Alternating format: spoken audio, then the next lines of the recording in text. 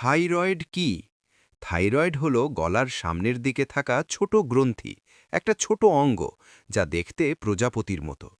২. থাইরয়েডের কাজ কি?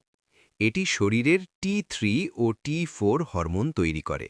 এই হরমোন শরীরের শক্তি, ওজন, তাপমাত্রা, হার্টের ভরভর এবং হজম নিয়ন্ত্রণ করে। TSH এর মান বেশি মানে থাইরয়েড কম কাজ করছে। একে হাইপোথাইরয়েডিজম বলা হয়।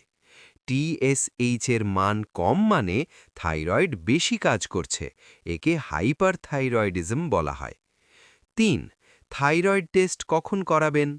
হঠাৎ ওজন বেড়ে যাচ্ছে বা কমছে, সব সময় ক্লান্ত লাগা, ঘাড়ে ফোলা বা ব্যথা, হার্টবিট বেশি, হাত কাঁপা, চুল পড়া, ত্বক শুকনো, মাসিক অনিয়ম, প্রেগন্যান্সি সমস্যা ইত্যাদি।